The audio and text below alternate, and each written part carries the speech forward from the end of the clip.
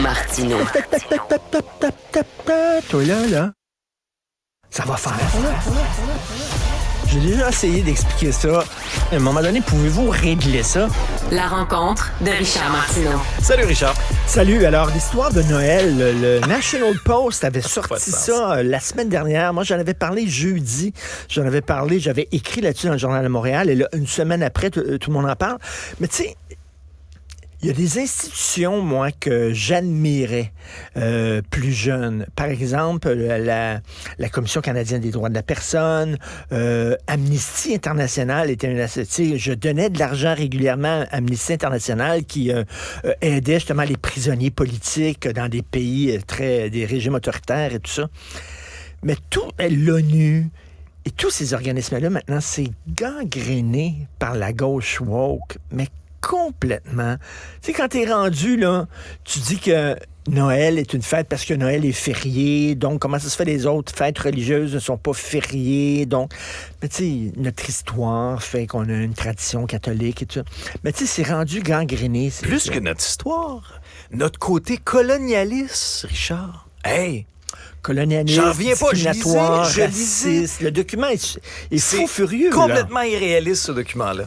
Mais comment ça se fait que ces organismes-là, la Commission canadienne des droits de la personne, Amnesty, ça n'a pas de bon sens. Amnesty, ils ont dit que la loi 21 était une loi épouvantable, puis qu'il allait lutter contre la loi 21. Puis tu avais l'impression qu'on était comme en Iran, là, au Québec, là, puis qu'on obligeait les femmes, à aller contre leur volonté.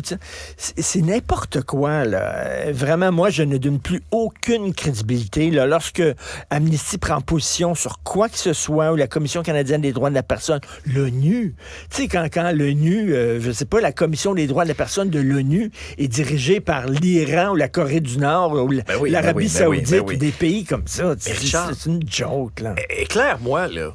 Mais il me semble qu'au Québec puis au Canada, on n'oblige personne à fêter Noël. Je veux dire, on n'attache pas les poignets de personne avec des lumières de Noël. On vous enfile pas de force un pyjama en pâte avec des reines. C'est que si tu es d'une autre religion, il faut que tu fasses une demande pour pouvoir, célébrer ta fête sans nécessairement perdre une journée de salaire ou je sais pas trop quoi, tu sais. Fait qu'ils disent que c'est de la catho-laïcité. Parce que selon eux, si on est vraiment laïque, alors on ne privilégie pas une religion par rapport à une autre. Il ne devrait avoir aucune journée fériée religieuse. Bon, théoriquement, OK, mais tu sais, on a une historique, on a une histoire, etc. Mais tu sais, ça, c'est comme Trudeau qui dit le Canada n'a pas d'identité propre. Là. C'est comme si on était né de la cuisse de Jupiter, là, au Canada. Donc, sans aucune tradition, sans rien. Mais moi, ce qui me dépasse aussi, c'est qu'il y a tout le temps, là, on associe tout le temps à ça, là, systémique. Là. C'est tout le temps ça. Systémique. C'est discrimination systémique.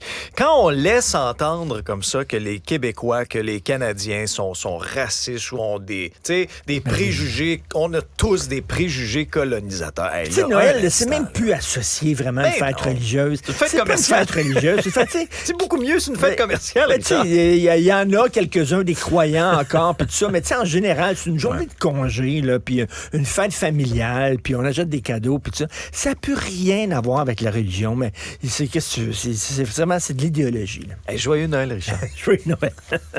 Merci à vous d'avoir été à l'écoute de l'épisode d'aujourd'hui. À très bientôt, j'espère. Puis d'ici là, faites attention à vous.